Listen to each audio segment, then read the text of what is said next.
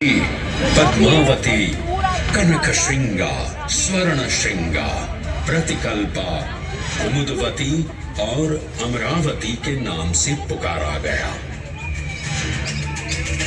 उज्जैन जो मनुष्य को मोक्ष प्रदान करने वाली 7 नगरियों में से एक है।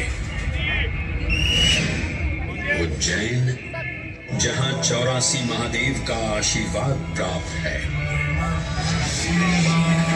उज्जैन जिस पर सदा ही कृपा रहती है महाकाल की। यहाँ सतत क्षिप्रा नदी की निर्मल धारा बहती है। डमरू के नाद से जीवन को ऊर्जा मिलती है। घंटियों की झंकार मन को आनंदित करती है। और यहाँ का आकाश शिव आशीष स्वरूप है। श्मशान ऊषर क्षेत्र पीठम तु मनमेव च पंचकत्र न लभ्यते महाकाल पुरद्दते।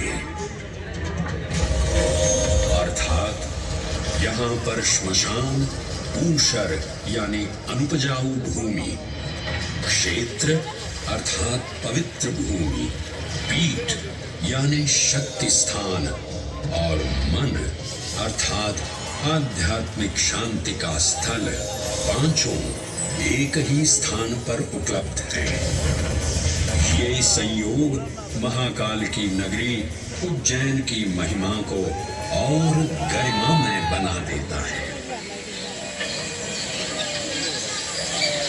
उज्जैन के इस अलौकिक स्वरूप से प्रभावित हो महाकवि कालिदास अपने काव्य मेघदूत में लिखते हैं, हे जलधर, यदि महाकाल के मंदिर में समय से पहले तुम पहुंच जाओ तो तब तक वहां ठहर जाना जब तक सूर्य आंख से ओझल न हो जाए।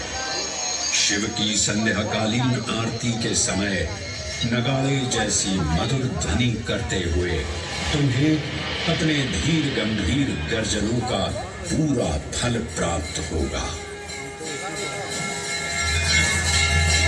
ये संध्या आरती जिसे कालिदास ने सराहा है अत्यंत महत्वपूर्ण है, क्योंकि ये वो प्रहर है जब सभी देवी देवता गंधर्व यहाँ उपस्थित होते हैं।